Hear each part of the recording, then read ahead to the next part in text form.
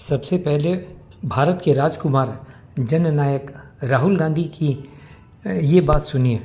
Standing in the Nicobar Islands, in the middle of what is easily the most beautiful forest that I've ever seen in my life.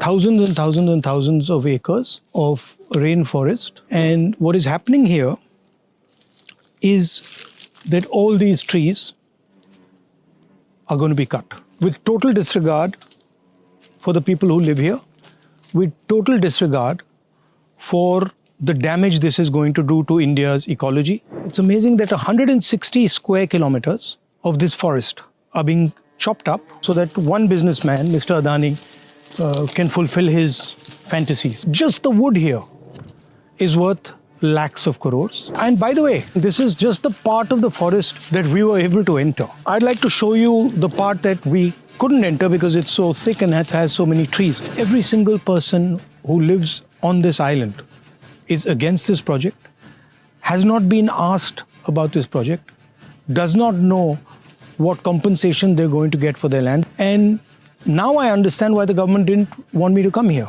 and why the government did a whole exercise to stop me from getting here. It's wholesale theft, and I wish more people could come and see this. There are a number of communities on this island.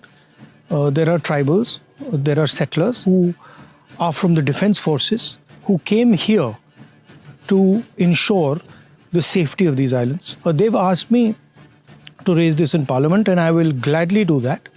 But they are doing this in a hidden manner, surreptitiously, and this needs to be told to the whole nation, especially young people, because this is your future.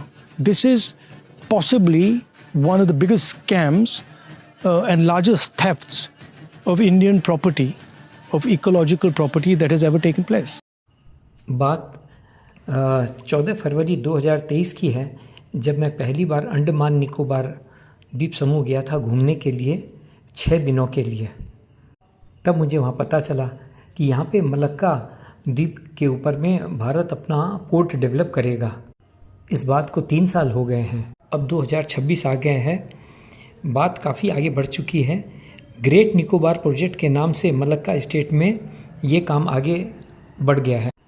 वहाँ पर mega container transshipment hub विकसित करने के लिए 81,000 करोड़ का budget pass किया गया है, जो मलक्का जल डमरू मध्य के करीब है। इसकी स्थिति बिल्कुल वैसी है जैसे ईरान में हॉर्मुज ऑफ स्टेट की है, जहाँ पर अमेरिका और ईरान फंसे हुए हैं। ये भारत का बहुत बड़ा प्रोजेक्ट है। यहाँ डीप वाटर पोर्ट बनेगा जहाँ पर बड़े जहाज आ सकेंगे।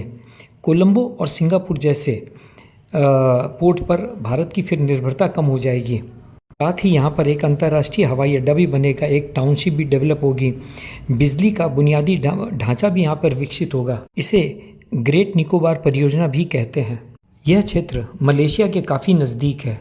सबसे बड़ी बात, यहाँ से चीन को चुनौती मिलेगी, क्योंकि चीन का 70 से 80% तेल इसी रास्ते से होकर के जाता है। दुनिया का 25 से 30% तेल भी यहीं से होकर के गुजरता है। सबसे बड़ी बात ये होगी कि यहाँ से हम सभी जहाज़ों के ऊपर की निगरानी कर सकते हैं। चीन इसे अपनी चुनौती मानता है और यही है राहुल गांधी की समस्या। इसीलिए राहुल गांधी ग्रेट निकोबार आइलैंड गए। राहुल गांधी पर्यावरण और जनजातीय और वहाँ के जो आदिवासी जो लोग हैं उनका मुद्दा उठा रहे हैं, लेकिन नेहरू गांधी खानदान का चीन प्रेम किसी से छिपा हुआ नहीं है। भारत का बच्चा बच्चा जानता है इसे। राहुल ने यह मैसेज दे दिया है, अब इनका इकोसिस्टम अब एक्टिव हो जाएगा। अब धरना होगा, प्रदर्शन होगा, हाई कोर्ट, सुप्रीम कोर्ट, सब जगह पहुंचेंगे ये लोग। ठीक वैसे ही जैसे नर्मदा परियोजना को 20 साल तक लटका करके रखा गया था। राहुल की कांग्रेस और कम्युनिस्टों को बर्दाश्त नहीं है कि भारत तरक्की करे।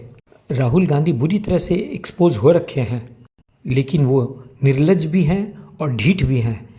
एक बात समझने की है, वो ग्रेट निकोबार आइलैंड तो गए, लेकिन अंडमान नहीं गए।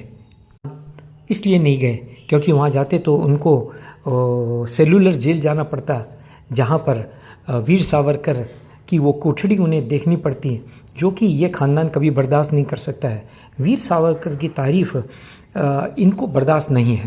आइए देखते हैं राहुल गांधी की इसके आगे की क्या योजना है, बहुत जल्दी पता चलेगा हमें। जय हिंद।